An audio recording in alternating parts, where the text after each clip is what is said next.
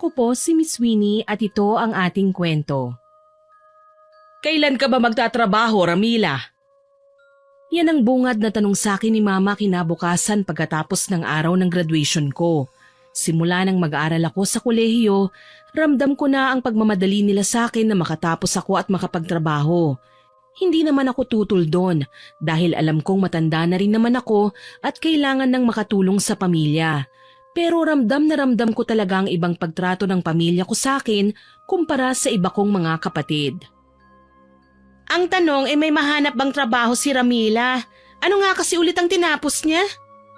Mortuary science, ate. Ha? Mortuary science? Ano naman magiging trabaho mo ron? Imbis na ako ang sumagot ay sumingit si Mama para gatungan ng panlalait sa akin ni ate. Embalsamadora, ano pa ba? Siya lang ang narinig kong may pangarap na pampatay. Hindi ko alam dyan kung bakit hindi na lamang nagdoktor na kagaya mo o kaya engineering na katulad ng kuya nyo. Ayun na, sa ibang bansa na at ang laki na ng sahod. Napangisi ako sa loob ko. Engineering nga at malaki ang sahod. Binibigyan ka ba? Kapwa sila nagulat sa ibinulong ko sa hangin. Hindi ko alam na narinig pala nila ako. Akala ko bingi sila pagdating sa mga hinaing ko. Anong sabi mo, Ramila? Pinagsasalitaan mo ba ng masama ang kuya mo? Sinasabi ko lang ho ang totoo. Si ate ba na doktor, nagbibigay man lang din ba siya sa inyo? Puro lakwatsa nga ang ginagawa niya. Aba, Ramila, mag-ingat-ingat ka sa sinasabi mo. Ate mo pa rin ako. At saka masama bang gastusin ko para sa sarili ko ang mga pinagkakakitaan ko? 24/7 akong nasa ospital. Minsan lang akong makagala. Pati ba naman yun ay pupunahin mo? Yun nga ang punto ko 24/7 kang nasa ospital at nagtatrabaho, pero saan napupunta ang mga sahod mo? Kaya naman ginigipit ako ni Mama Ako itong pinagtatrabaho kagad. Samantalang kayo, ilang taon ba kayo na mahinga bago kayo nag-apply ng trabaho? Simula nga na magtrabaho kayo, hindi naman kayo nakapagbigay dito sa bahay Hoy, Ramila! Nagtatanong lamang ako kung kailan ka magtatrabaho. Bakit mo minamasama? Ako naman itong nagpaaral sa'yo Hinarap ko si Mama at saka nagsalita. Kitang-kita ko ang namumula nilang mukha ni ate. Si Papa po ang nagpaaral sa akin, hindi ikaw, Ma. Kailanman ay hindi mo ako binigyan ng baon o pinaglutuan man lang ng babaunin. Ramila, baka nakakalimutan mong ako ang naglalaban ng uniform mo. Wala kang utang na loob? Obligasyon niyo po yun bilang isang ina. Wala akong utang na loob sa inyo. Hoy, Ramila! Paawat ka naman! Si Mama ang nagluwal sa'yo rito sa mundo. Kung makapagsalita ka, parang hindi siya nagbuwis buhay nang ipinanganak ka. Ayusin mo nga yung pananalita mo. Bakit? Sinabi ko bang ipanganak ako dito sa mundo? Hindi naman, di ba? Kaya wala akong utang na loob kay Mama at kahit na kanino sa mundong ito. Padabog akong pumasok sa kwarto ko at saka ibinalagbag ang pinto. Pero nagulat ako nang sugurin ako ni ate at itulak sa kama. Wala ka talagang utang na loob, ano? Bakit? Nasaan ka ba? Baka nakakalimutan mong nasa pamamahay ka ni Mama na minana niya kina lolo at lola. Ate, wag kang ang sip-sip. Ipinagtatanggol mo pa si Mama, obligasyon rin naman nila na bigyan tayo ng matutuluyan. Kaya wala akong tatanawin na utang na loob dahil ang lahat ng ito ay dapat ibigay sa atin dahil anak nila tayo. Malakas na sampalang natanggap ko mula kay ate para matigil ako sa pananalita. Dinuro-duro niya ako habang pinagsasabihan. Hoy, Ramila!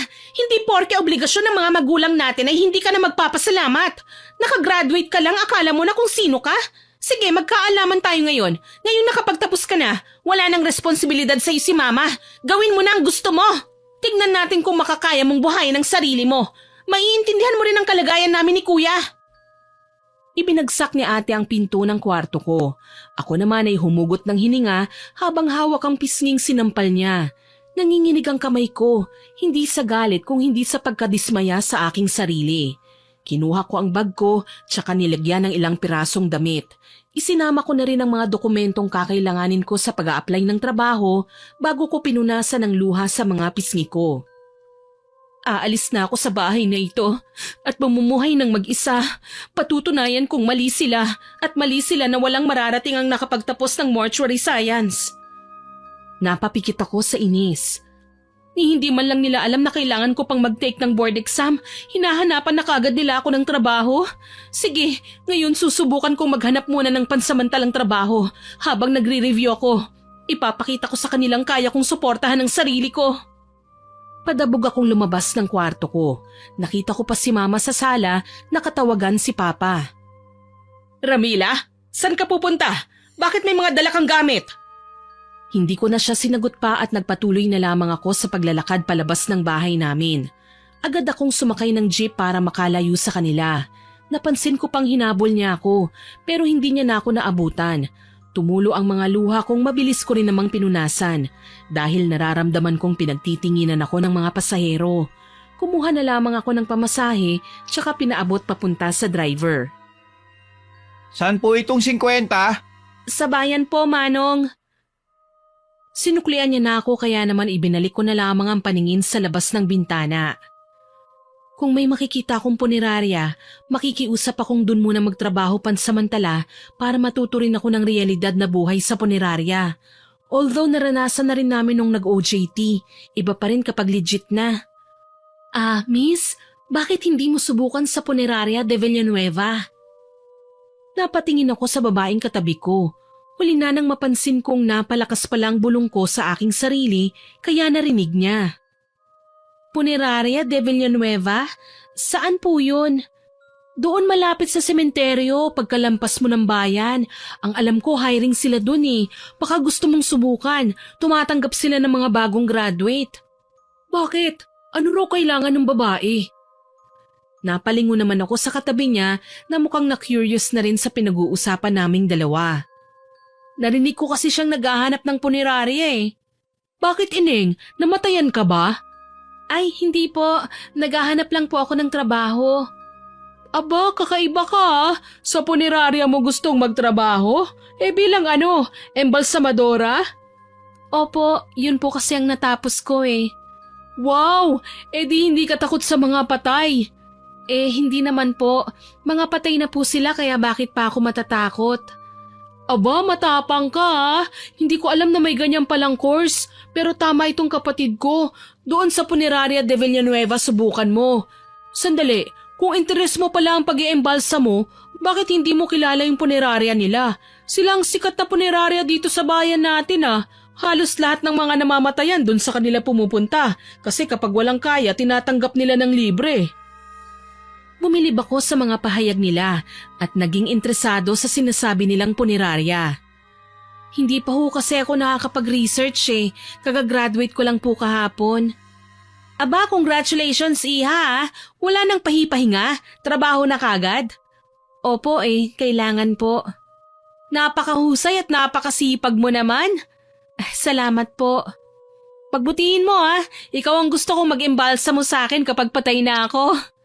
Huy ate, magtigil ka. Knock on wood. Walang mamamatay sa amin no.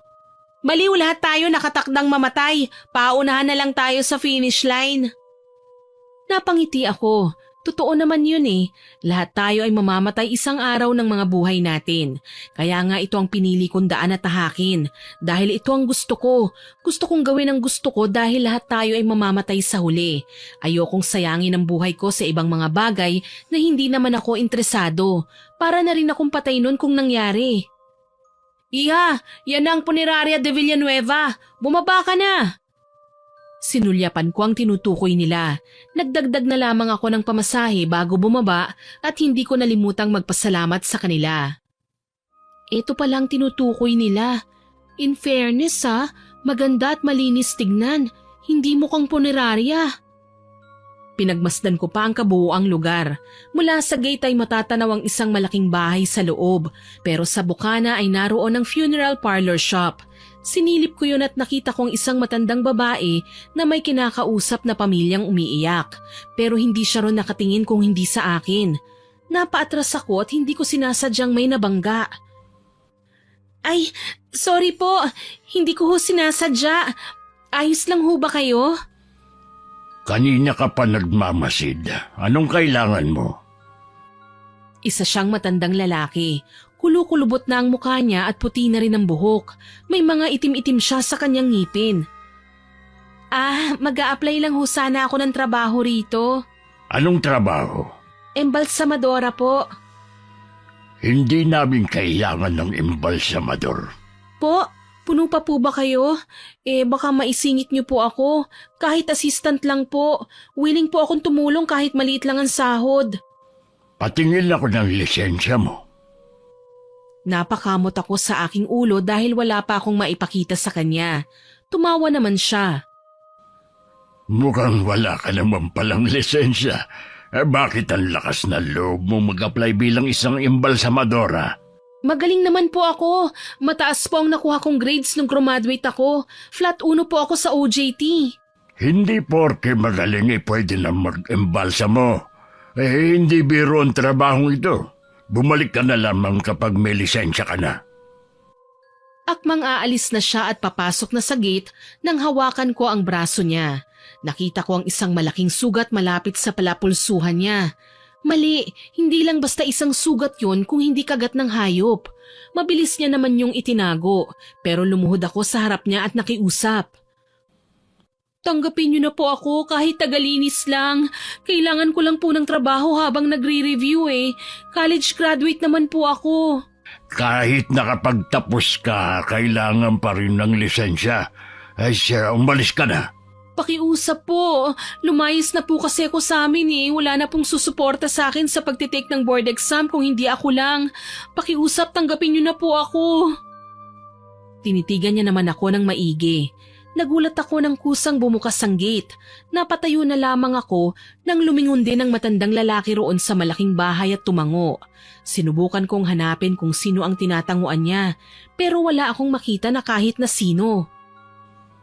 Halika, sumama ka sa akin sa loob. Sumara ang gate nang walang nagsasara, pero wala na akong pakialam. Pinunasan ko ang mata kong lumuluha pa at saka sumunod sa matandang lalaki. Ikaw ang nagpumilit sa iyong sarili na pumasok rito. Wala na akong magagawa. Po? Opo, maaasahan po ako sa lahat ng bagay. Magaling po akong estudyante nung nag-aaral po ako. Paano mo naman nalaman ang tungkol sa puneraryang ito? Tumigil siya sa paglalakad at nilingon ako. Doon po sa mga babaeng nakasakay ko sa jeep, tinuro po nila ako rito. Ang sabi pa nga po nila tumatanggap po kayo ng bagong graduate. Kaya iniisip ko na baka kahit walang lisensya ay posible. Kahit saan nyo naman po ako ilagay Kahit hindi po muna sa pag-iembalsa mo. Marunong din po akong mag-arrange ng burol at ng iba-iba pang serbisyong pwedeng tanggapin ng isang punerarya. Nakapag-train na rin po ako sa ibang punerarya sa Maynila. At narinig ko rin po na ito ang pinakasikat na punerarya sa bayan. Kaya isang karangalan kung tatanggapin niyo po ako rito. Hindi na nakapagtataka kung bakit binabansag ang sikat ng punerarya na ito. Dahil maya-maya lang mapapatunayan mo na kung gaano karaming patay ang dadalhin dito para asikasuhin. Ihanda mo ang sarili mo dahil baka mabigla ka. Napupulo ang bakuran ng mga bangkay. Pinagmasdan ko ang bakurang tinutukoy niya. Napakalawak nito para mapuno. Siguro exaggerated lang siya para sumuko ako. Pero hindi ako papatinag. Ilang patay na rin sa morgue ng ospital ang nakaharap ko at kahit anong takot ay hindi ako nabahiran. At ikaw lang ang aasikaso ng mga yun. Po, ako lang mag-isa? Akala ko ba bawal ang walang lisensya? Akala ko rin ba'y gusto mo ng trabaho? Opo nga po. Pero nakakagulat naman, wala ho bang ibang embalsamador dito bukod sa akin? Baka hindi ko po kayaning lahat kung marami. 2 hanggang 6 na oras ng pagkamatay ay dapat naaasikaso ng bangkay kasi magsisimula na ang pagkaagnas nila. Alam ko, kung hindi mo kaya at nagrereklamo ka, mabuti pa'y umalis ka na. Bukas ang pinto. Pero hindi ako nakaalis ng saktong may kumalembang. Napahawak pa ako sa puso ko dahil sa pagkagulat doon. Ano ho bang kalembang yun? Ang ibig sabihin ay may bangkay na paparating. Ano, tutuloy ka pa ba? Kung tutuloy ka, huwag ka nang masyadong matanong pa. Napaisip ako. Narito na ako eh. Baka ito na lang ang tsansa kong magkaroon ng trabaho. Tatanggapin nila akong embalsamador kahit wala akong lisensya. Makakapagsanay ako bago ko kumuha ng board exam. Napakagandang oportunidad nun. Opo, tatanggapin ko po. Kung ganon maganda ka, at ang lahat ng makikita o maririnig mo, hindi mo to pwedeng ilabas kahit saan o sabihin kahit kanino. Para masiguro yun, dito ka rin titira. Maliwanag ba? Opo, wala rin naman po akong ibang matutuluyan eh.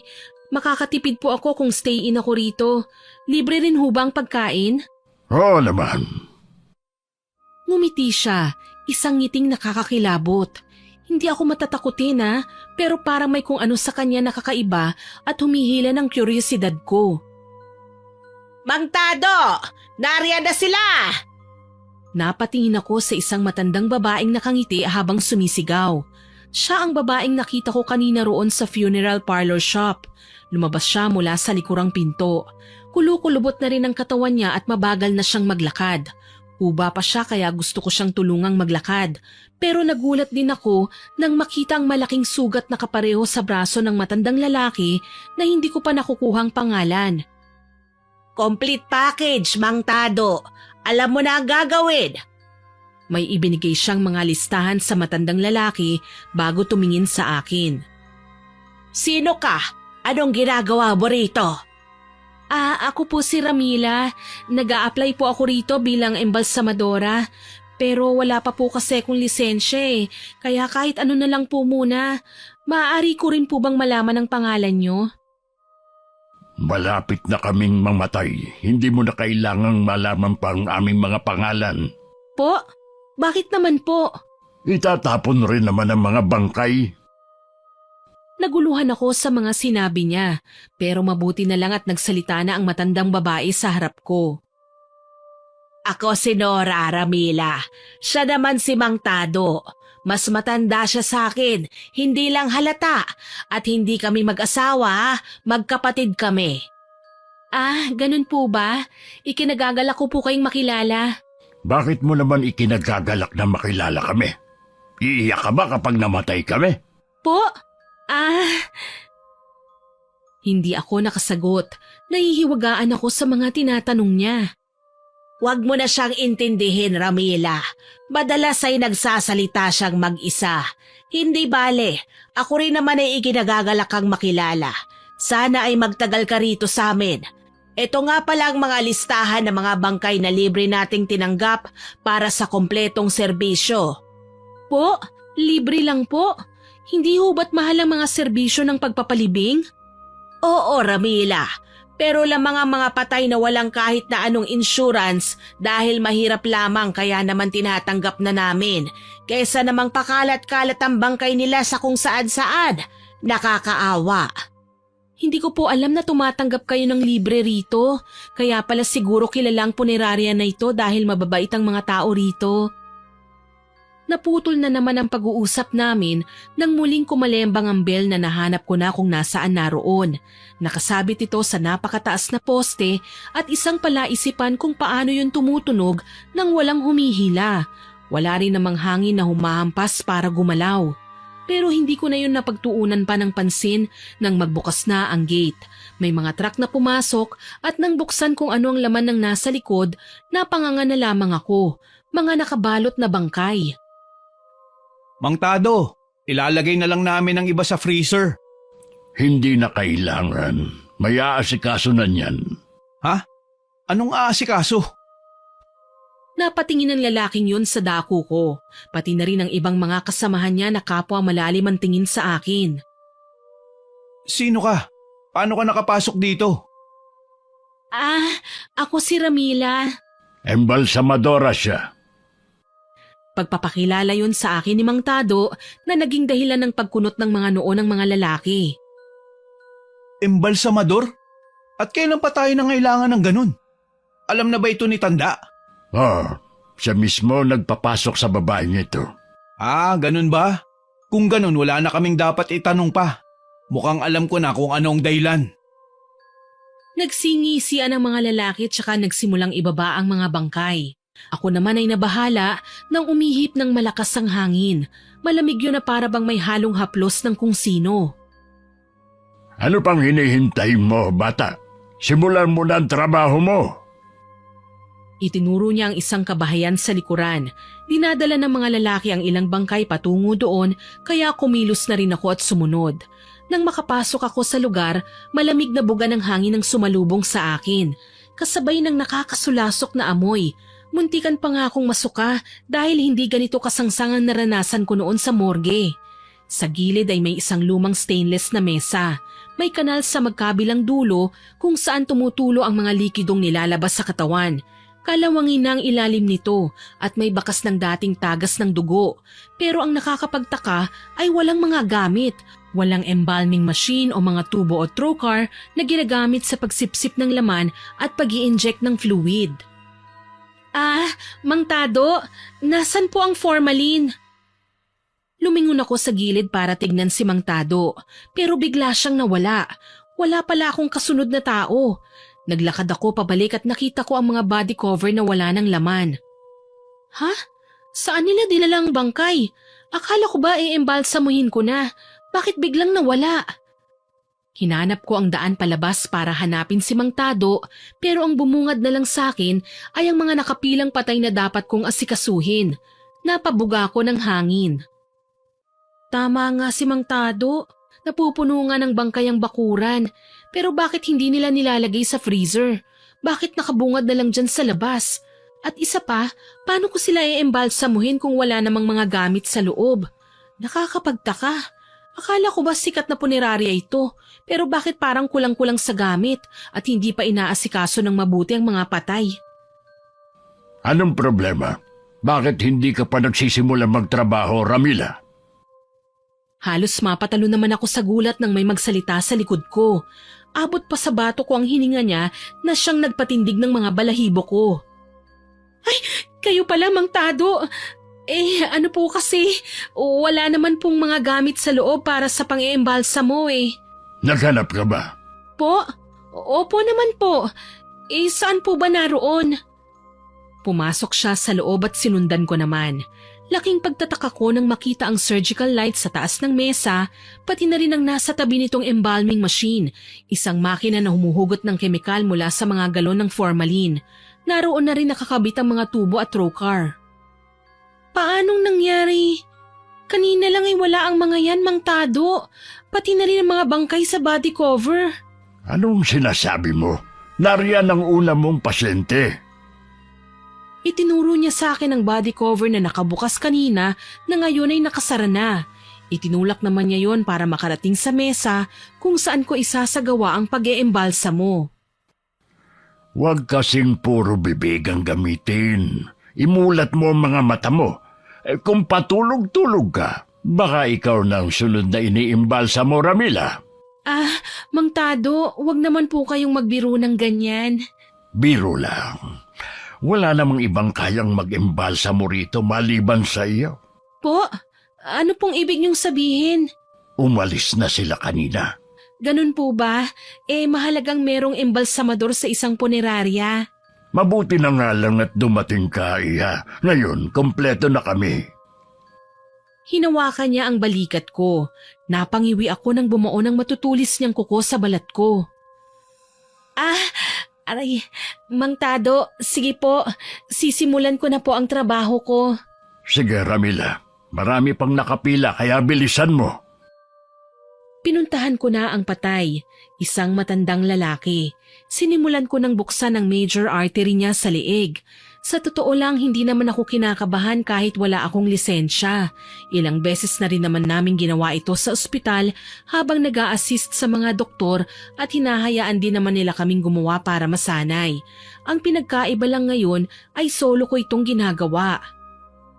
Okay, i-inject ko na ang formalin. Habang pumapasok ang kemikal ay lumalabas naman ang dugo ng patay sa ugat na binuksan ko kanina. Sandali, parang walang lumalabas na dugo. Kinuha ko ang matulis na tubo para itusok sa tiyan na siyang marapat lang gawin para masipsip pa ang ibang katas mula sa laman at iba pang likido sa loob. Pero napatigil ako nang may mapagtanto. Sa bawat tusok ng trocar, wala akong nasasagasaang laman. Anong problema? Bakit tumatagal ka? Halos mapatalon muli ako sa gulat nang marinig ko ang boses ni Mang Tado. Hindi ko alam kung kailan ako masasanay sa kanya. Ay, Mang Tado, kayo pala. Napansin ko kasing parang walang laman loob ang bangkay na ito eh. Anong mali ron? Baka dinonate niya na. Basta't gawin mo na ang trabaho mo at huwag ka na magpatumpik-tumpik pa. Isasauli pa ang mga bangkay na yan sa mga pamilya nila.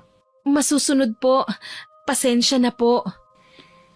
Akala ko ba ay magaling ka? Bakit parang hindi mo alam ang ginagawa mo? Sinasabi ko na nga ba't hindi sapat na nakapagtapos lang. Dapat may lisensya rin. Pasensya na po. Gagawin ko po ng maayos ang trabaho ko. Nang muli ko siyang lingunin ay nawala na naman. Pero mabuti na yun para hindi na ako makaramdam pa ng takot. Parang mas natatakot pa ako sa kanya kesa sa hinahawakan kong patay eh. Tinapos ko na ang paglilinis sa muka at katawan ng bangkay. Isinara ko na rin ang bibig at mata nito. Sandali, nasan ba ang makeup? Ayun pala. Akala ko wala na naman eh.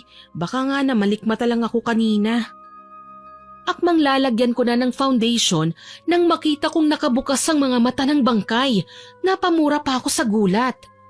Ay takte, hindi yata maayos ang pagkakasara ko kanina. Hindi bale, aayusin ko na lang ha. Lalagyan ko pa ng glue. Baka dahil din sa muscle reflex kaya bumukas.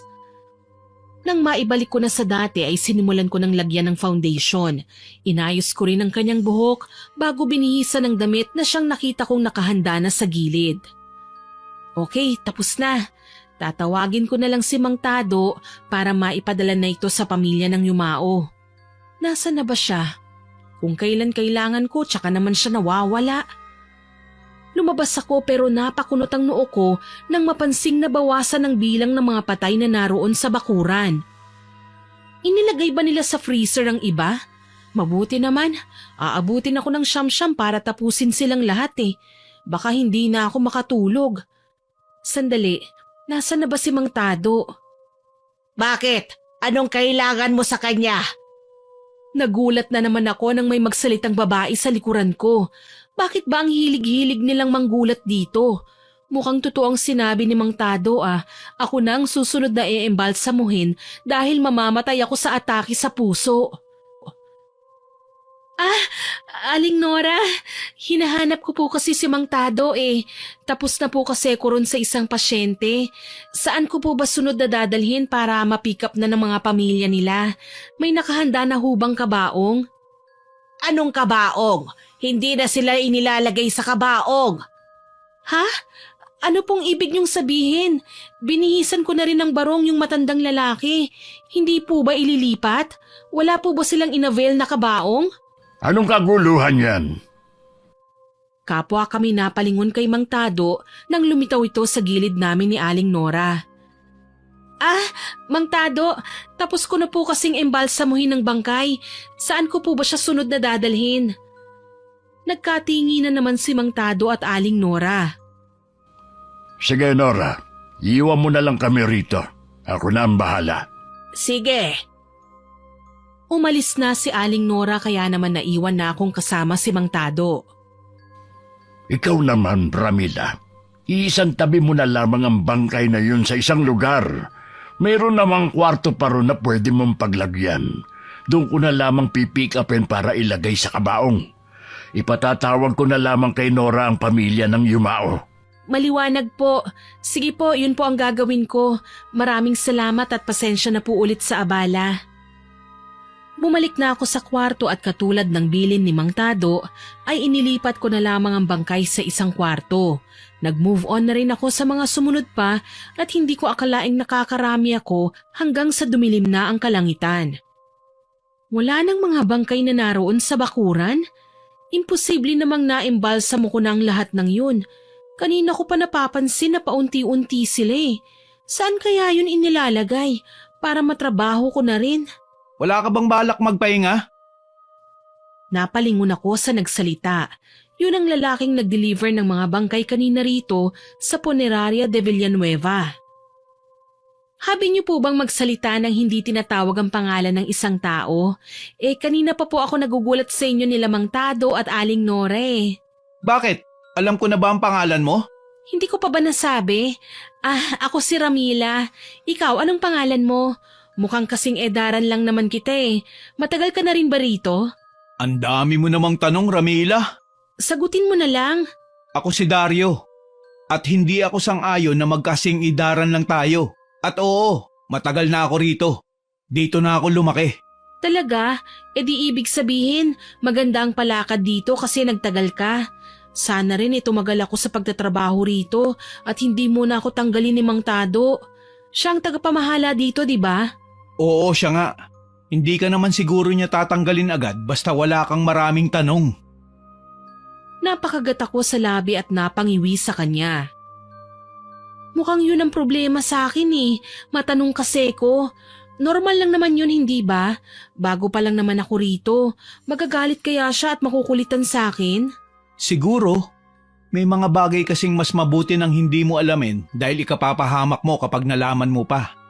Kung gusto mong magtagal dito, gawin mo na lang ang trabaho mo. Sa bagay, tama ka.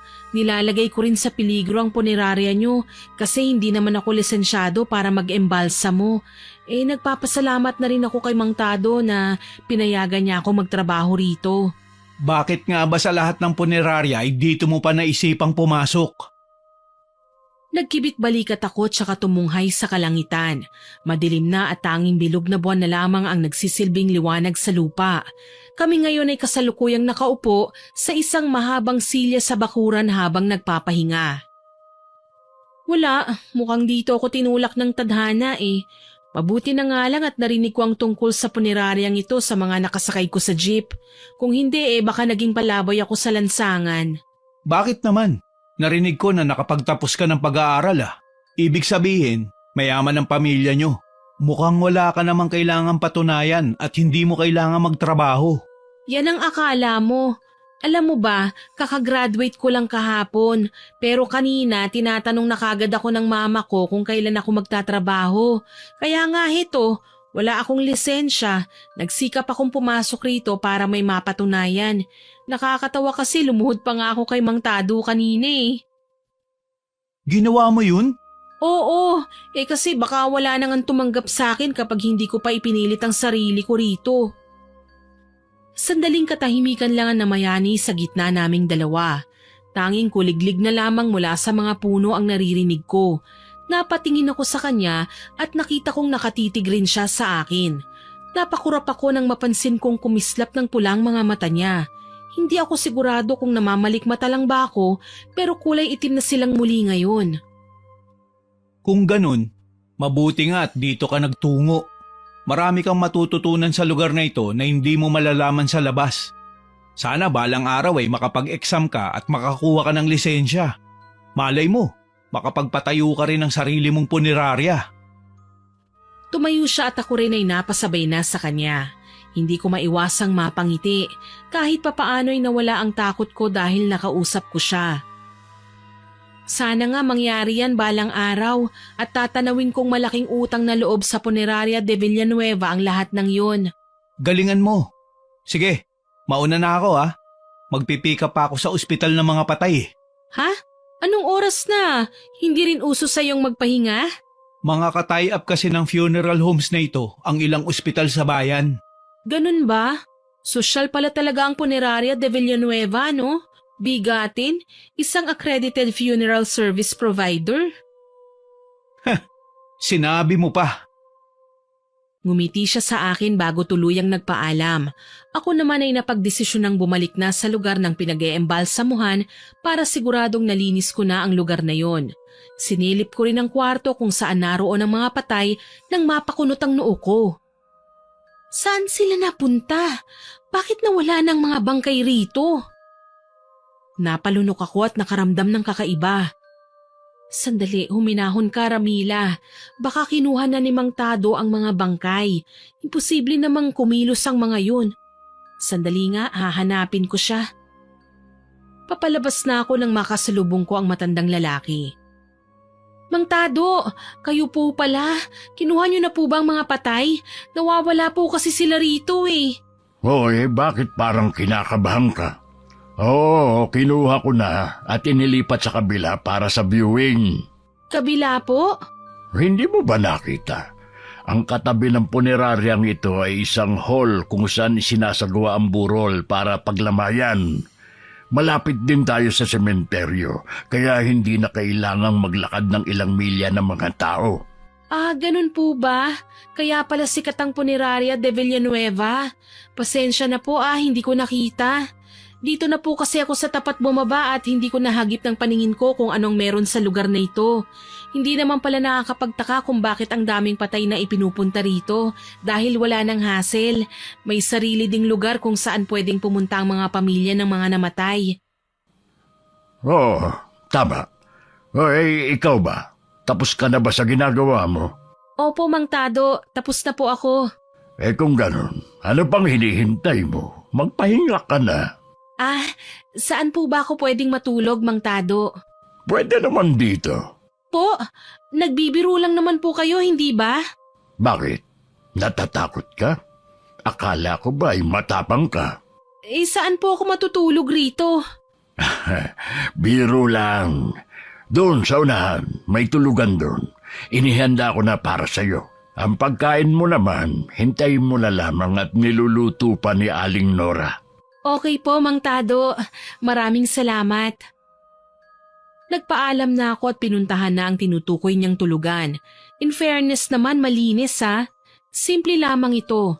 Walang telebisyon pero may electric fan at ilaw. Meron ding malambot na kama, unan at saka kumot. May maliit ding banyo. Hay, sa wakas, makakapagpahinga na rin. Sandali nga, maliligo muna ako bago humiga sa kama. Hinanap ko ang bag ko tsaka kumuha ng ilang pirasong damit. Pumunta na ako sa banyo para maligo nang may marinig akong malakas na pagkatok mula sa labas. Si Aling Nora ba yun? Sandali ho, Aling Nora, naliligo lamang po ako. Binilisan ko ng shampoohan ng buhok ko at akmang babanlawan yon nang walang tumulong tubig mula sa shower. Pinihit ko naman ang gripo at nagulat ako sa lumabas mula roon. Ano ito? Dugo ba ito? Napaatras ako at saka isinara ang gripo pero mas ikinagulat ko ang pagtulo ng mga pulang likido mula sa showerhead at hindi ko maiwasang mapasigaw.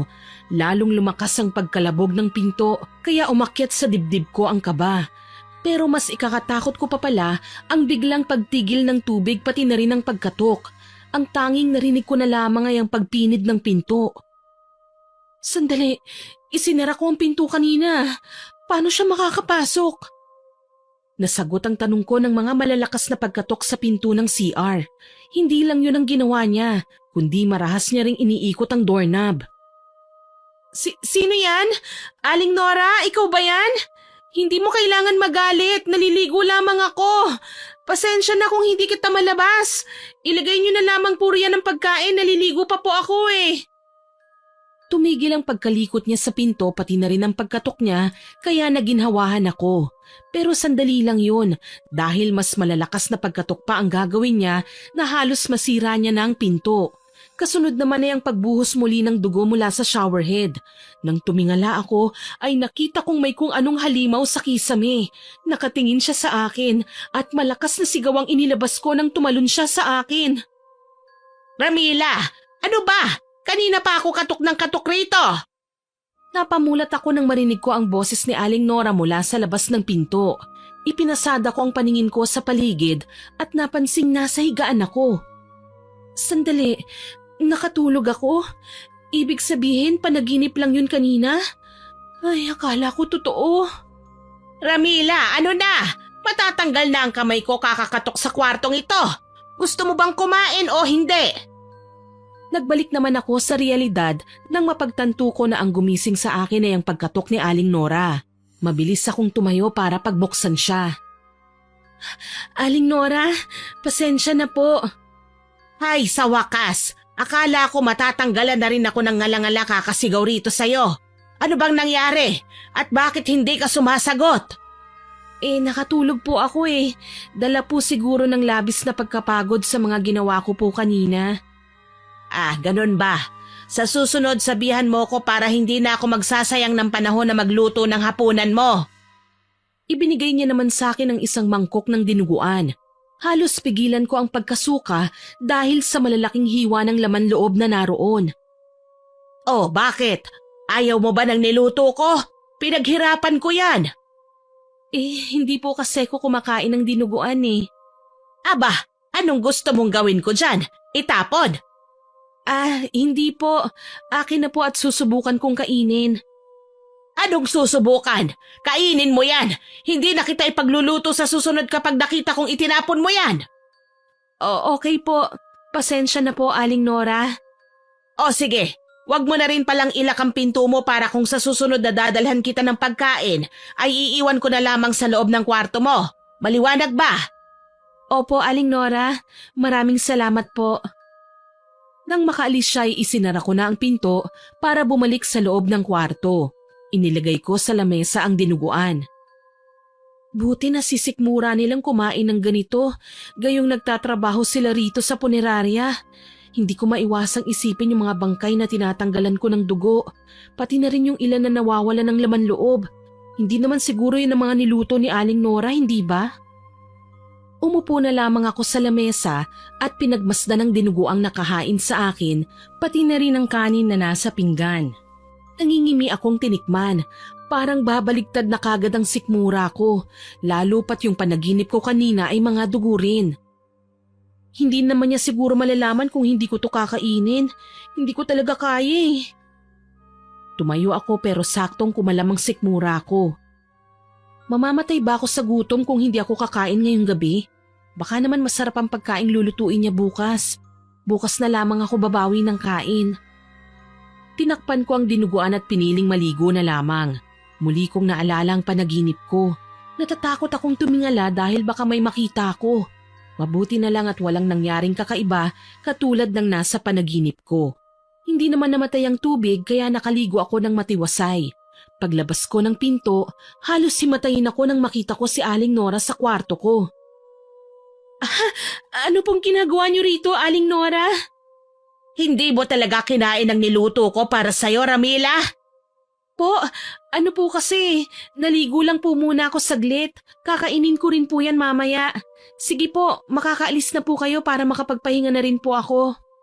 Bakit? Akala ko ba'y kakain ka na? Panonoorin kitang kumain. Dapat kainin mo yan sa harap ko. Aling Nora naman, hindi niyo po ako kailangan panoorin.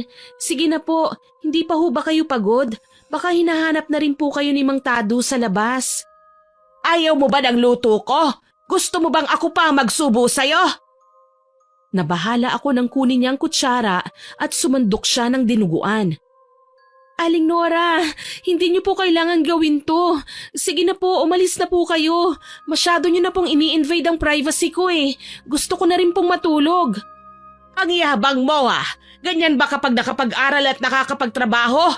Mapili sa pagkain? Hindi po talaga ako kumakain yan, Aling Nora. Pasensya na po talaga. Kung gusto po ninyo, kayo na lang po ang kumain. Ah, hindi.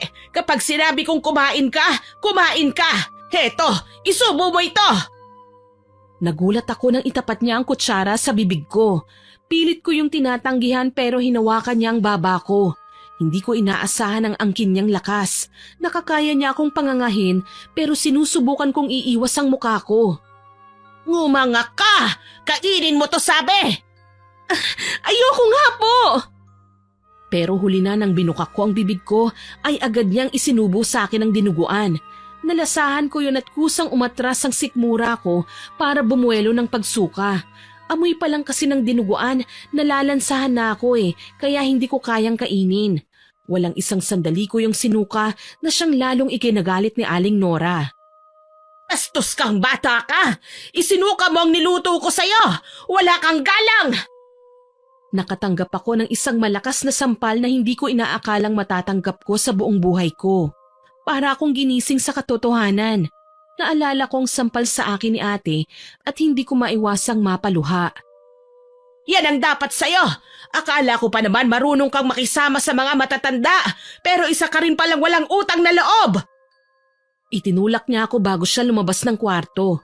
Ako naman ay nagpatuloy sa pagsusuka kaya bumalik ako sa banyo. Pilit kong binubura sa dila ko ang alaala ng lasa ng kinain ko. Maluha-luha ko yung tinanggal pero nagulat ako nang sumunod kong naisuka ay hindi na itim kundi pula. Ano ito? Dugo ba ito? Tinignan ko ang sarili kong refleksyon at nagulat ako nang makitang isang nilalang sa may likod ko. Ano pong ginagawa niyo rito, Mang Tado? Narinig ko kay Nora ang ginawa mo. Pasensya na po, Mang Tado. Hindi ko po sinasadyang isuka ang pagkain niluto niya para sa akin. Nagpapasalamat naman po ako dahil sinikap niya yung gawin eh. Pero hindi lang po talaga kaya ng sikmura ako ang lasa. Ang katawan ko po mismo ang hindi tumatanggap ng ganong pagkain. Hindi ko po sinasadyang madismaya siya. Naiintindihan ko. Ipaliliwanag ko na lamang sa kanya ang punto mo at sa susunod ay iba na lamang ang lutuin para makakain ka. Maraming salamat po, Mang Tado. Kung kaya ko lang po talagang kainin eh, hindi ko naman po yun tatanggihan. Ngayon po pakiramdam ko magkakasakit ako. At kung ganon, kailangan mo ba ng gamot?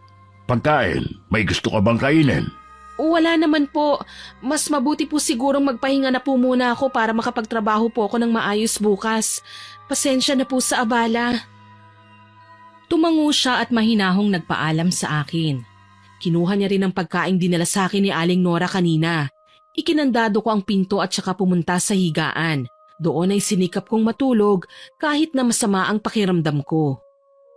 Sana'y mapatawad ako ni Aling Nora at maintindihan niya ako. Hindi ko naman gustong saktan ang loob niya eh.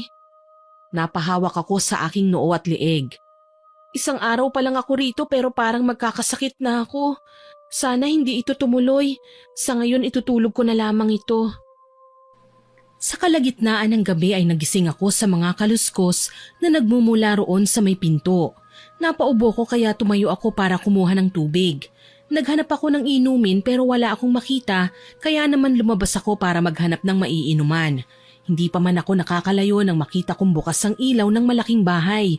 Doon ay may naririnig akong mga ungol at kakaibang tunog na para bang may tumitilamsik. Napaatras ako nang makitang isang malaking anino sa looban. Lumapit ako roon para silipin. Anong meron? Bakit parang abalang-abala sila roon sa loob? Hindi pa rin ba sila natutulog? Natigilan naman ako nang makita ko ang ilang mga bangkay na nasa sahig. Mga dilatang mga mata at puro duguan. Bukas ang ilang parte ng katawan na para bang may kinuha. Sandali, mga laman loob ba ng bangkay ang kinuha niya? Tama, pati ang dibdib, butas din at mukhang kinuhang puso. Ganun ang mga itsura ng bangkay na nakita ko kanina habang nag-eembalsamo ko. Teka, anong ibig sabihin nito? Saan naman nila dadalhin ng mga laman loob? Binibenta ba nila? Nasagot naman ang mga tanong ko nang makita ko ang isang malaking lalaki na lumapit pa sa isang bangkay. Marahas niyang kinuha ang puso ng patay at saka kinain. Nanlaki ang mga mata ko habang napapaatras. Ha? Ano yung nakita ko? Bakit niya kinakain ang mga lamang loob? Sino siya? Lumingon siya sa dako ko pero nagtago ako ng mabilis. Hindi ko lang sigurado kung nakita niya ako. Pero ako nakita ko siya at hindi ako makakilos dahil sa sobrang kaba. Isa bang aswangan nila lang na yun? May mga mahahaba siyang pangil. Matutulis din ang kuko niya kaya mabilis niyang nakuha ang puso ng bangkay. Pero anong ginagawa ng isang aswang sa lugar na ito?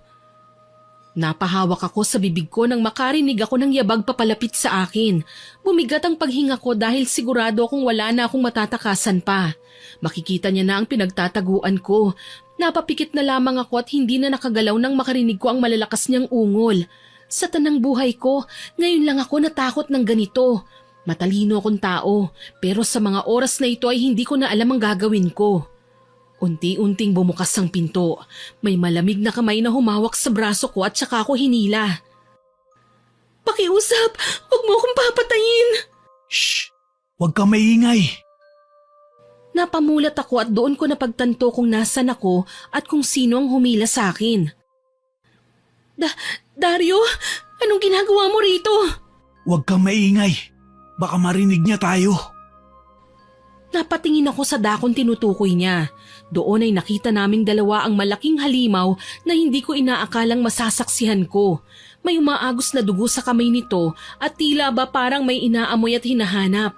Napakapit na lang ako ng mahigpit sa damit ni Dario.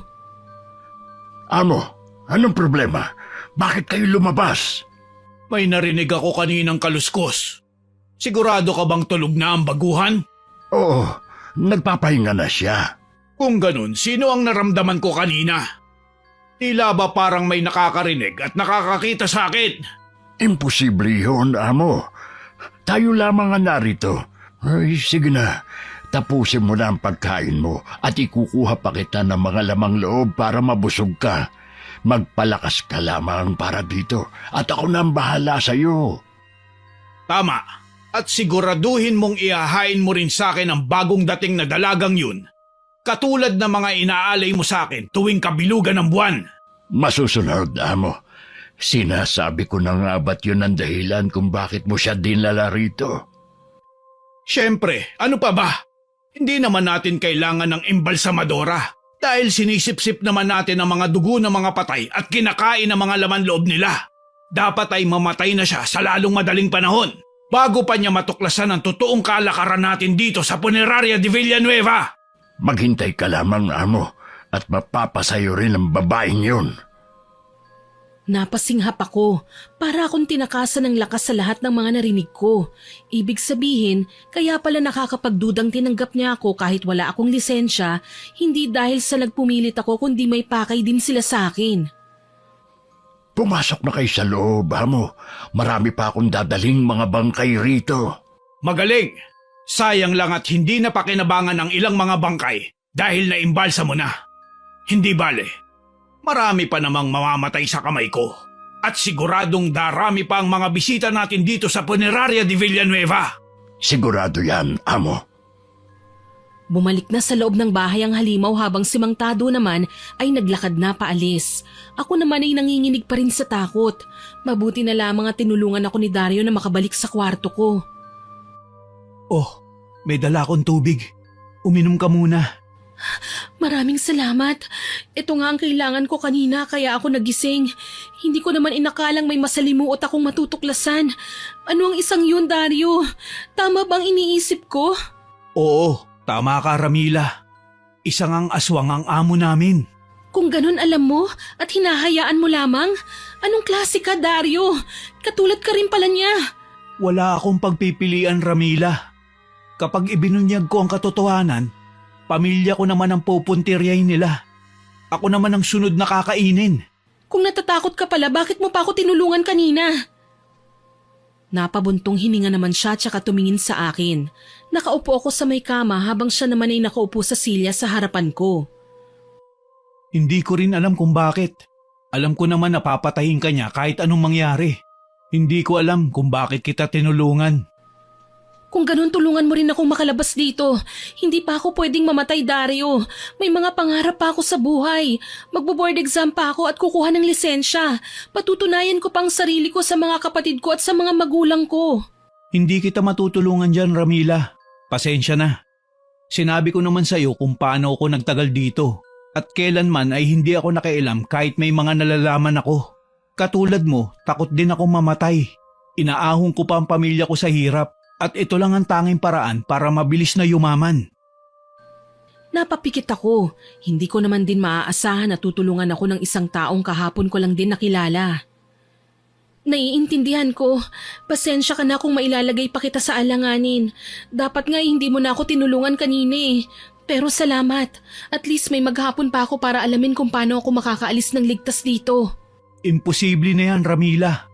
Kung makakaalis ka man, mahahanap ka kagad nila. Ilang beses na rin ako sumubok noon. Maswerte na lamang ako na naging isa akong driver. Kahit papano ay nakakalabas ako. Hindi ako dapat sumuko. Naniniwala ako may ibang paraan. Lahat ng problema may solusyon. Hindi ako dapat mawalan ng pag-asa. At ganun ka rin dapat, Dario. Siguradong may paraan para makalaya rito. At kung tutulungan mo ko, makakaasa kang hindi kita ilalagay sa panganib. Tinitigan niya ako ng malalim, tila ba parang hindi siya nakukumbinsi. Pag-iisipan ko, Ramila. Pero hindi ako nangangako. Maiwan na muna kita. Masama kung aabutan pa ako rito ng sikat ng araw. Baka kung anong isipin ni Mang Tado kapag nakita niya tayong magkasama. Mag-iingat ka. Tuluyan na siyang umalis at ako naman ay naiwang nangangamba sa sulok ng kwarto ko. Paanong darating ang araw na ang naging pag-asa ko ay naging aking wakas? Napaluha na lamang ako habang naaalala ang naging paglayas ko kahapon sa amin, pati na rin ang mga pagtatalo namin ni Mama at Ate. Kung hindi ba naging matigas ang mukha ko ay hindi ako malalagay sa ganitong sitwasyon. Mali ba ako nang piliin kung may mapapatunayan ako sa sarili ko? Dahil sawang-sawa na ako sa pagkukumpara sa akin pati na sa mga kapatid ko. Bunso ako, pero parang nasa akin ang responsibilidad na maging ate na aasahan sa lahat. Napapikit na lamang ako. Sinubukan ko pang matulog pero hindi na nakaya ng kalooban ko ngayong nasa panganib ang buhay ko. Pinili ko na lamang lumabas at magsimulang magtrabaho. Oh, Ramila, maaga pa. Maaga po talaga akong magising, Mang Tado. At isa pa, narinig ko pong kumalembang na ang kampana. Ibig sabihin ay may mga patay na pong dumating. Tama ka, meron na. Naroon sa loob. Kung gusto mo nang asikasuhin ay sige, pwede ka nang pumunta ron.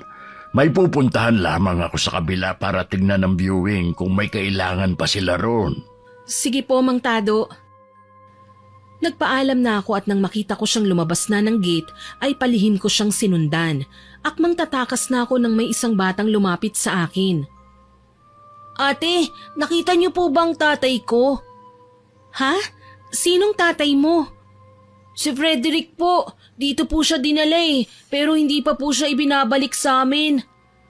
Ha? Sandali, parang may natatandaan akong ganyang pangalan ng bangkay Ah, siya yung una kong naasikasong bangkay. Pero ang alam ko dinala na siya ni Mang Tado sa kanyang pamilya. Yun kasi ang sabi niya sa akin Pero natigilan ako nang may maalala. Napalunok ako at hindi maipintang mukha ko dahil sa awa sa batang nasa harap ko. Wala pa po silang dinadala sa amin. Naiintindihan ko naman po na libre lang ang pagtanggap nyo sa pag-eembalsa mo kay tatay. Pero bakit hindi nyo pa rin po binibigay sa amin ang bangkay niya? Si nanay nasisiraan na po ng bait sa bahay kaya ako na po ang pumunta rito. Bata, susubukan kong hanapin ang bangkay ng iyong itay Umuwi ka na muna sa inyo, okay? At kung lumipas ang araw na wala pa ring balita sa kanya, pwede ba akong humingi sa iyo ng pabor? Pangako gagawin ko ang lahat para mahanap ang iyong ama. Ano po yun? Lumapit ako sa kanya at bumulong. Sige po, gagawin ko po yan ate. Basta hanapin niyo po ang bangkay ni tatay Tumango ako at sinundan na lamang ng tingin ng likod niyang unti-unting lumalayo sa akin. Napabuntong hininga ko. Hindi pa pala ako maaaring tumakas. Kung tama ang hinala ko, kaya tumatanggap sila ng mga libreng bangkay ay para makuha rin nila ang mga lamang loob nito ng libre at maipakain ron sa halimaw na nasa loob ng malaking bahay. Tinatagan ko ang loob ko, tsaka ako bumalik sa loob pero nagulat ako nang makita si Aling Nora sa harapan ko. Muli ko na namang naalala ang ginawa niya sa akin kagabi. Kayo po pala, Aling Nora. Ano pong ginagawa niyo rito? Ha! Hindi pat ako dapat ang nagtatanong yan sa'yo? Sino yung kausap mo kanina, Ramila? At bakit ka lumalabas ng punerarya? Hindi ba't ibinili na sa'yo ni Tado na huwag kang lalabas? Talaga bang matigas ang ulo mo? Hinahanap po niya ang bangkay ng ama niya, Aling Nora. Ang tatay niya ang una kong pasyente kagabi. Nakapagtataka naman po na wala pa rin sa kanilang bangkay ng tatay niya. Saan niyo po ba yun dinala? Anong ibig mong sabihin sa tanong mo, Ramila? May iba ba kaming pinagdadalhan bukod sa kanila? Pakabaliwang batang yon. Lahat ng mga bangkay na inaasikaso mo ay pinapadala na namin sa kani-kanilang pamilya. Kung ganun po, bakit hinahanap niya pa rin dito ang tatay niya? Hindi kaya may hindi kayo sinasabi sa akin? Ano naman ang dapat naming sabihin sa'yo? Hindi pa ba sapat na tinanggap ka namin sa trabaho? Gawin mo na lang ang dapat mong gawin kaysa magtanong ka ng magtanong. Pero naputol ang pag-uusap namin nang tumunog ng malakas ang bell. Hudyat na may bagong paparating na mga bangkay. Ilang sandali lang ay dumating na muli ang truck na minamaneho ni Dario. Oh, nariyan na ang mga tatrabahuhin mo, Ramila. Maiwan na kita at sisiguraduhin ko palang makakarating kay Mang Tado ang ginawa mo. Hindi ko na siya napigilan pa nang bumaba na si Dario. Binuksan niya ang likuran ng truck at tumambad na naman sa akin ng napakaraming bangkay. Napapangiwi na lamang ako at napapailing. Mukhang marami na naman silang mabibiktima. Huwag kang maingay, Ramila. Baka marinig ka nila. Tinulungan niya akong dalhin sa loob ang mga bangkay na eembalsamuhin. Habang inaasikaso niya ang mga yun ay hindi ko napigilan ng sarili kong magtanong. Siya lamang ang nakakausap ko ng matino rito. Dario, may isang bata akong nakausap kanina. Hindi pa raw binibigay sa kanilang bangkay ng yumao niyang tatay. Saan dinadala ni Mang Tado ang bangkay? Hindi pa ba malinaw sa iyo ang mga nakita mo kanina? Kailangan ko pa bang sagutin ang tanong na yan? Kung ganun tama nga ako at hinahayaan mo sila na gawin itong lahat. Bakit hindi? Wala na rin namang saysay ang mga patay. Dito napapakinabangan sila at nagkakapera ako. Dario, mali ito. Kahit patay na ang isang tao, may halaga pa rin sila sa pamilya nila. Yan ang akala mo, Ramila. Kapag patay ka na, wala ka ng silbi. Mabilis ka nilang kakalimutan. Swerte mo kung may iiyak sa'yo, pero sandali lang yun. At magpapatuloy na rin sila sa mga buhay nila. Kaya wag mo nang pakialaman pa ang mga bagay na nandito. Mas lalo mo lang ipapahamak ang sarili mo. Mamamatay na rin naman ako, hindi ba? Yun ang narinig ko. Balak nila akong ihain sa aswang na yon, pero hindi ako papayag. Ano pa bang dapat mong patunayan? Hindi ba't naglayas ka sa inyo? Kung may pakialam sa'yo ang pamilya mo, di ba't sana ay nakaalis ka na rito? Sana may naghahanap sa'yo, pero wala eh. Buhay ka pa, pero itinuturing ka ng patay kasi wala ka namang silbi. Ganyan ang buhay, Ramila. Mahalaga ka lang sa kanila kapag may napapakinabangan sila sa'yo.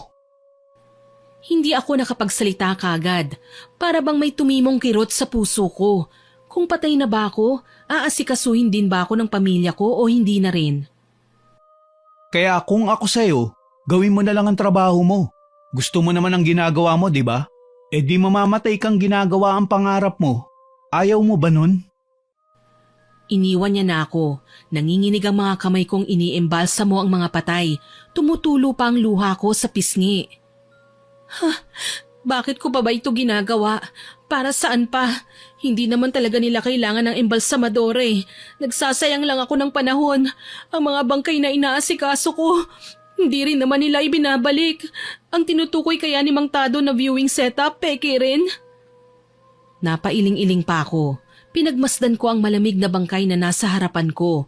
Wala ba talagang saysay ang ginagawa ko? Tama ba sila, Mama? Isang kalokohan lang ang mag-asikaso sa mga patay? Lumabas ako sa silid na pinag-eembalsamuhan ko at nakita ko si Mang Tado at Aling Nora na nakatingala sa langit. Doon ko nakumpirma na gabi na at kakaibang laki at bilog ng buwan. Nahintakutan ako. Ngayon na ang itinakdang oras, Tado. Ang paglaya natin. Sa sandaling kainin ng amo ang ika-siyam na babaeng inialay natin, tuluyan na tayong makakaalis dito at matatapos na ang paghihirap natin. Tama ka, Nora. Hindi na sayang ang paghihirap natin dahil nagtitiwala ako sa pangako ng ating amo. Hindi niya ginalaw ang ating pamilya at nakapaghandog tayo ng hindi lang buhay kundi malaking halaga. Siya na ang pinakamakapangyarihan rito sa bayan. Dahil sa mga lamang loob na nakukuha natin at naipapakain sa kanya ng lihim, hindi tayo nasisilip ng otoridad. Ang akala nilang tumutulong sa kapwa ang lalo palang pumipinsala. Nanginginig ang kalamnan ko.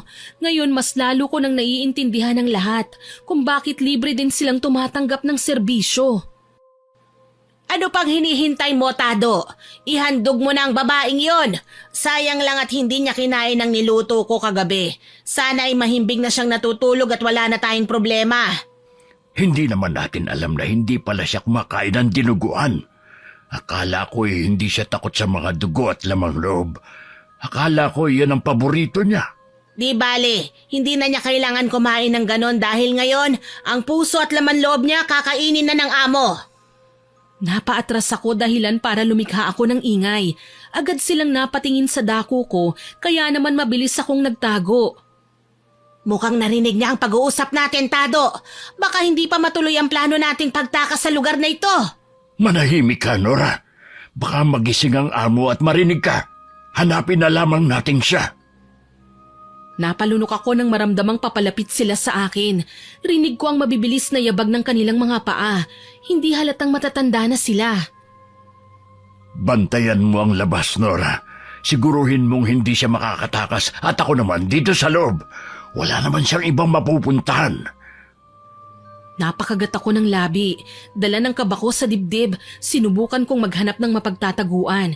Hindi ko inakalang darating ako sa punto ng buhay ko na malalagay ako sa bingit ng kamatayan. Ramila, alam kong nariyang ka. Huwag mo na akong pahirapan at magpakita ka na sa akin. Dumating na ang panahon na napatunayan mo na ang sarili mo. Maaari ka nang lumabas. Nakita ko ang anino niyang papalapit sa akin. Kagat-kagat ko ang kuko ko habang nananalangin. Narinig mo ba ang pag-uusap namin ni Nora? At kung ganon wala nang saysay para maglihim pa sa'yo, tama ka nang nalaman. Kaya ka namin tinanggap dito dahil ikaw ang magiging daan ng paglaya namin. Nagustuhan ka ng amo namin kaya naman hindi na para sayangin ang pagkakataon. Sa paglalim ng gabi ay iaalay ka na namin sa kanya. Nakatakip na ako sa aking bibig habang humihikbi. Papalapit na ang mga hakbang niya sa akin na para bang malapit na rin ako sa aking kamatayan. Naikwento sa akin ni Nora na lumabas ka raw kanina pagkalabas ko. Nagbabadya kang tumakas. Kung ganon marahil ay alam mo na ang katotohanan kagabi pa lang. Ikaw siguro ang tinutukoy ni Amo na lihim na nanonood sa kanyang pagkain ng mga bangkay. Alam mo ba? Masasaksihan mo yun mamaya ng harap-harapan dahil ikaw na ang isusunod niya. Naramdaman ko ang presensya niyang papalapit, kaya naman mabilis akong kumilos. Wala na akong pagpipilian pa kung hindi ang magtago sa ataol na may laman. Nakitabi ako sa bangkay na nakatambay papala rito sa loob ng silid. Ano na, Tado? Ang tagal mo naman. Gising na si Amo. Hinahanap ka na niyatang babaeng alay. Nasaan na ba siya? Hinahanap ko pa. Bakit ka ba pumunta rito? Hindi ba't sinabi ko ng bantayan mo ang labas? Baka siya makatakas. Sinong nakatakas? Nanindig ang mga balahibo ko nang marinig muli ang boses ng lalaking narinig ko kaninang madaling araw. Ang aswang na nakita kong kumakain ng mga lamang loob ng bangkay, ang tinatawag nilang Amo. Nawawala po si Ramila, Amo. Anong nawawala? Paanong nawawala ang alay? Niloloko niyo ba ako? Ginagawa niyo ba ng maayos ang trabaho ninyo? Mga inutil! Malakas na sampalang narinig ko mula sa labas. Unti-unti kong iniangat ang kabaong para sumilip. Nakita kong nakasalampak sa sahig ang matandang babaeng kuba na si Aling Nora. Sinasabi ko na nga ba't walang kwenta ang mga katulad niyong matatanda? Dapat ay humanap na ako ng bagong papalit sa inyo na mas bata. Dapat ko na kayong patayin! Sandali, Amo. Ginawa namin ang lahat ng mga ipinag-utos mo. Nangako kang palalayain mo kami kapag nakapag-alay kami sa iyo ng 99 na babae. Alam ko, pero nasa ng alay na sinasabi ninyo? Alam mong nakatakda ko ng kainin ng babaeng yun. Bakit hinayaan niyo siya makatakas? Nag-igting ang panga ng matandang hukluban at tumingin sa paligid ko. Narito lamang siya, Amo. Nasisiguro ko. Nagtatago lamang siya rito. Imposibleng makatakas siya sa higpit ng seguridad natin sa Puneraria de Villanueva. At kung makita man siyang lumabas, agad siyang maisusumbong sa atin. Kung ganun, nasaan siya? Ano pang hinihintay mo, Tado? Nagugutom na ako. Gusto ko nang kainin ang lamang loob ng embalsamadora na yun at sipsipin ang kahuli-huli ang dugo niya. Hindi ako makakapayag na siya ang sisira ng negosyo kong sinikap na palaguin ng ilang taon. Dahil sa mga patay ay nabubuhay ako at nagiging malakas. Hindi pwedeng lahat ng ito ay makalabas. Abo, Amo. Ngayon din ay hahanapin ko siya at hindi na rin ako makapaghintay na makain mo na siya. Naglakad si Mang Tado papunta sa silid kung saan ako naroon. Pero huli na siya dahil nakapunta na ako sa likod ng pintuan para makapagtago. Sinilip ko ang aswang na lumabas pati na rin si Aling Nora na nagsisikap na tumayo mula sa sahig. Napapikit ako nang makita ko ang kanal kung saan naroon ang mga dugong tinatanggal ko mula sa patay. Wala na rin akong ibang pagpipilian. Sigurado akong papunta yun sa septic ng Puneraria. Maliit, mabaho, pero mas karumal-dumal kung mananatili ako rito. Pero bago ako tuluyang tumalon doon, kailangan ko ng panglibang sa kanila. Tinagas ko ang formalin sa sahig, aceton at iba pang kemikal na maaaring makatulong sa pagpapaliyab nitong punerarya. Ito na lamang ang natitira kong paraan para makalaya. Anong ginagawa mo? Nagulat ako nang makita ako ni Mang Tado. Initian ko na lamang siya bilang sagot. Sinilaban ko ang buong kwarto dahilan para magkaroon ng sunog sa pagitan namin. Agad akong tumalon para lumangoy sa kanal. Kahit masikip, kahit nakakasuka, kailangan kong mabuhay at makaalis. Ilang minuto akong lumalangoy kahit hindi ko alam kung nasa na nga ba ako patungo. Wala akong makita at nauubusan na rin ako ng hininga. Pero hindi ako dapat sumuko. Konting tiis na lang, Ramila. Kaya mo ito. Magtiwala ka sa sarili mo. Makakalabas ka na rito. Malakas na tunog ng sirena ng bumbero ang narinig ko mula sa labas. Patunay na malapit na ako sa dulo at nang makakita na ako ng liwanag, agad akong umangat. Uubo-ubo ako nang makahagilap ng hangin at makaahon. Sa wakas, akala ko hindi na ako makakaalis. Maluha-luha akong hinawakan ng dibdib ko habang hinahabol ang paghinga. Nang laladkit pa ako sa lansa ng mga dugong nakabalot sa katawan ko. Kailangan ko nang makaalis rito. Ramila, ikaw ba yan? Natigilan ako nang makitang isang lalaki. Dario, anong ginagawa mo rito? Ikaw ang dapat na tinatanong ko niyan. Anong ginagawa mo rito, Ramila? Tumakas ka ba? Wala ka na ron. Umalis ka rito. Hindi mo ako tinulungan, hindi ba?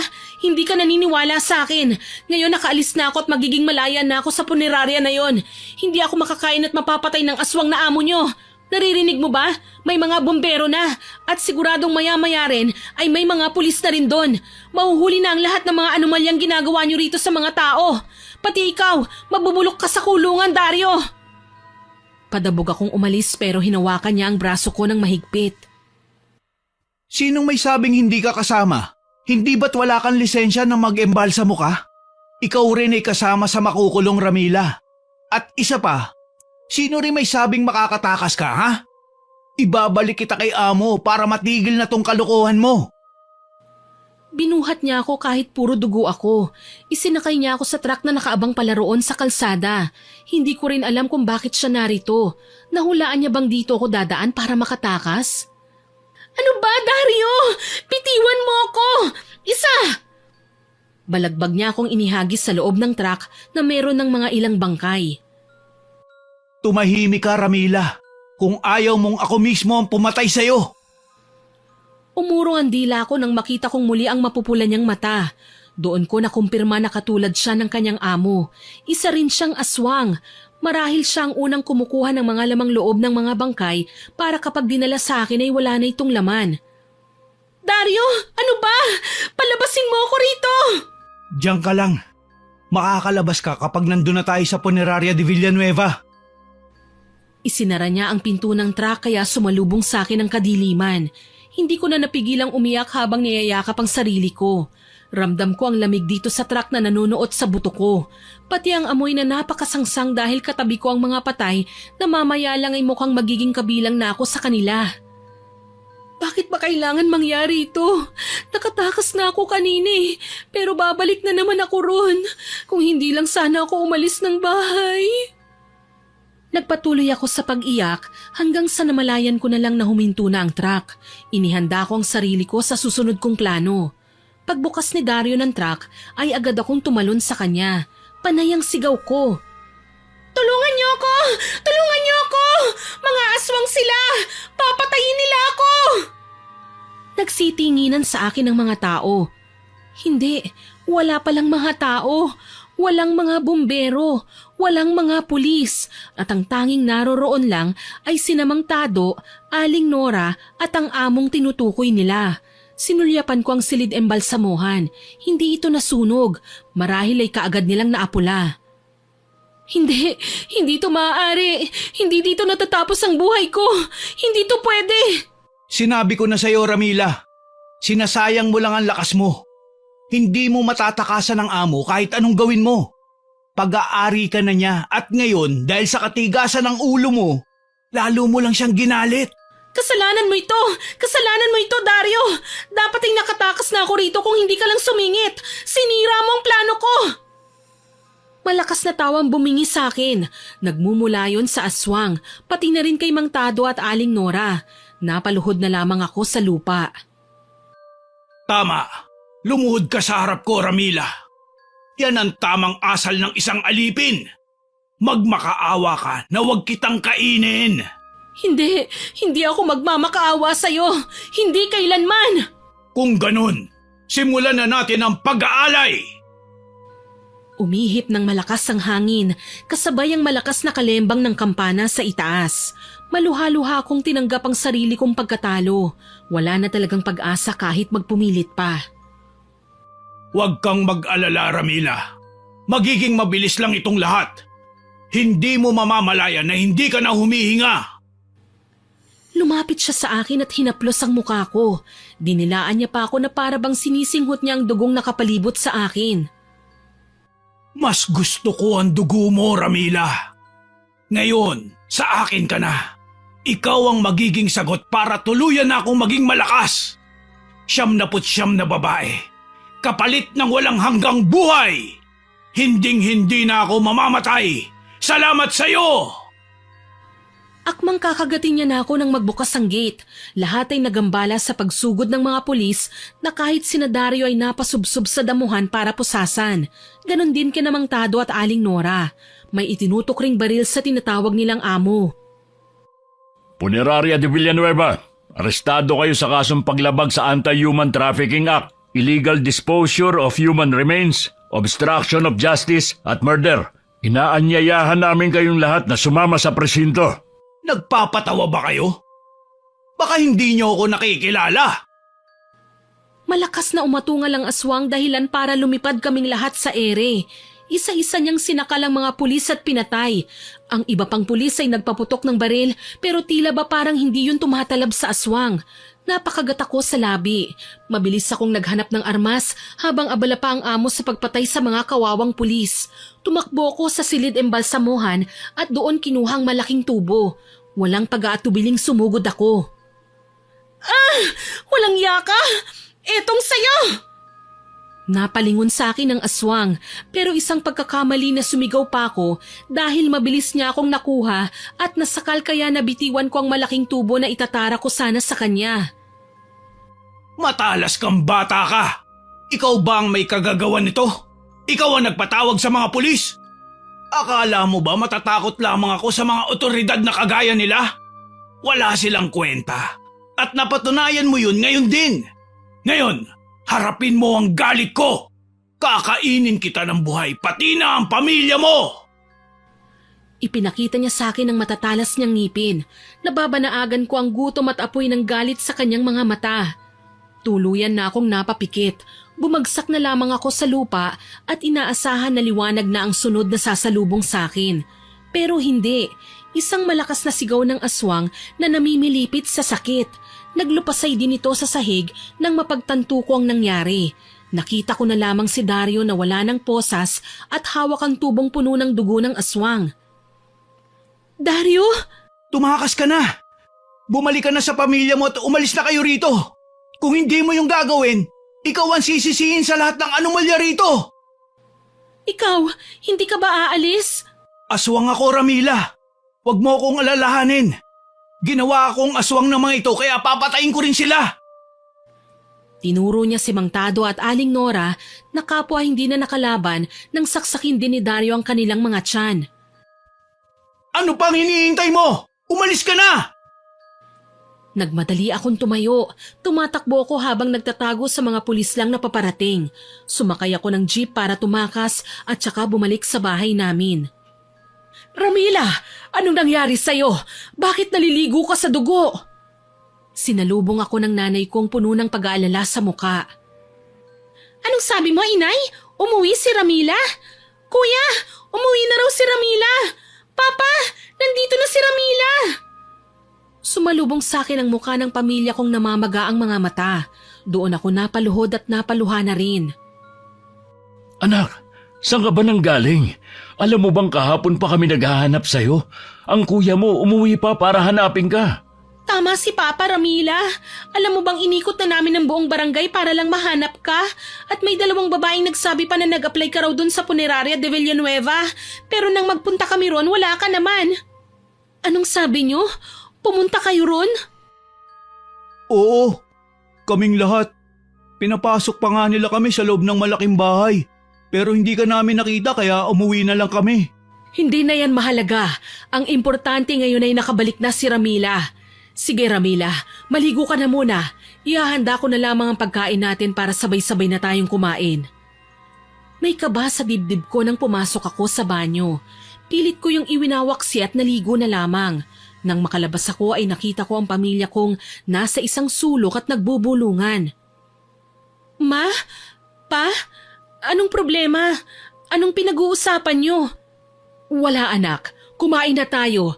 Narito ang paborito mo. Niluto ko. Yan din ang pinakain sa amin dun sa Puneraria. Lumapit ako sa lamesa at halos masuka ako nang makita ang dinuguang may malalaking lamang loob. Ma, hindi ko ho paborito yan. Sinong nagsabing paborito ko ang dinuguan? Anong sabi mo? Hindi mo gustong kainin ang niluto ko? Anong gusto mong gawin ko rito? Itapon? Nagulat ako nang marinig ko ang pamilyar na mga linya. Napalingon ako kay mama at nakita ko ang itim niyang mga mata. Pati na rin ang kay papa, kay ate at kay kuya. Anong nangyayari sa inyo? Bakit parang kumukulubot na rin ang mga balat niyo? Ano bang nangyari dun sa Puneraria? Ngumiti sila nang nakakatakot sa akin at isa-isa nila akong nilapitan. Ibinigay nila sa atin ang Puneraria, anak. Ngayon, pwede ka nang maging ganap na embalsamadora ron nang walang makakapigil. Tayo na ang bagong may-ari ng Puneraria de Villanueva. Umiiling-iling ako. Puno ng kaguluhan ang utak ko. Hindi ko maintindihan ang nangyayari. Tumakbo ko sa labas at nanlaki ang mga mata ko nang makita ko ang batang nakausap ko kaninang umaga.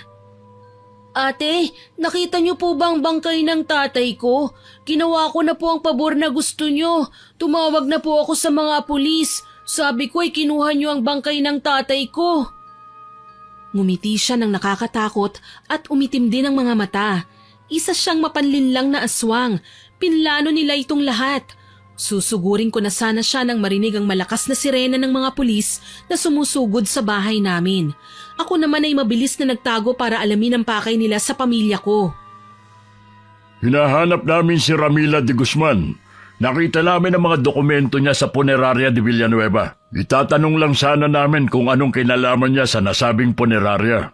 Sa pamilya namin ang Puneraria na yan, siya ang pinakamahusay naming embalsamadora. Kahit hindi lisensyado, veterano. Ipinagmamalaki ko ang anak ko. Tumulo ang luha sa pisngi ko. Ngayon naiintindihan ko na ang mga nangyayari. Kahit isang beses, hindi ko narinig yun kay mama at imposibleng marinig ko yun mula sa pamilya ko. Siguradong sinapian lamang sila ng kaluluwa ng mga aswang at ang pagkain kinain nila ron sa Puneraria ang marahil sagot kung bakit ganito silang kumilos at magsalita. Naisahan ako nila Mang Tado at Aling Nora. Naipasa nila sa ibang kanilang katungkulan. Ngayon, totoo na nga silang malaya. Habang ako, patuloy na magtatago katulad ng sinabi ni Dario. Tumakbo na ako paalis. Walang lingon-lingon katulad ng ginawa ko noon. Pinili kong mamuhay mag-isa na parang patay. Nagpatuloy na walang pakialam kung hindi ang mag-embalsamo na lamang. Sana po ay nagustuhan niyo ang ibinahagi kong kwento. Pero bago ko po tapusin ito, shoutout po muna tayo. Shoutout po kina Sir Christopher Sayoso, Domingo Bondal, Ven Soyoso, Arman Banlag, Marnie Baho, Rogelio Bayot at lahat po sila na nasa Casa Maria Resort sa Pangasinan. Salamat po sa pakikinig ninyo. Kay Sherilyn Huntilla na lagi pong nag-heart sa mga upload natin, kay Shems from Saudi Arabia at sa asawa niyang si Engineer Sid, kay Joffer Garcia, kay Jonah from Qatar at sa asawa niyang si Jesfe ng Alfay Rusi Salon, kay Miss Vanessa Barbasa na nag-comment po sa ganti ng ginahasang asawa upload. Ang sabi po niya, ang gaganda raw po ng stories natin dito. Nakaka-addict daw at maghapon siyang nakikinig dahil paborito niya ang channel natin. At maganda raw po ang boses dito. Nako, salamat po ma'am. kay Elgin TV Vlog, kay Miss Marinel Salazar at sa mga tita niyang gumagawa ng yema na sina Chris Rio Florido, Maribeth Pastoral at Rosa Relyosa. Shoutout din po kay Miss Marie at sa GVS family. Sa mga new subscribers po natin na sina Mel G. Tupal at Miss Emily Ducusin. Shoutout din po kay Miss Estela Cabral da Silva na listening po from Switzerland. Kay Miss Irma Umali from Italy na nag-comment po sa ganti ng naghihinagpis na kapatid upload. Ang sabi po niya, minsan talaga may mga among masyadong marahas sa mga kasambahay. Oo nga po ma'am, sana nga po ay matigil na ang ganitong pagtrato. Kay Miss Leonora Consensino at sa Barangay 177 at 178 North Caloocan City, kay Ma'am Virginia Hagos from Pulilan, Bulacan, kay Jack Abella, Miss Virginia Tan from Davao City, kay Miss Eve Carillo, kay Ma'am Michi Ito at kay Ma'am Susan Manalo.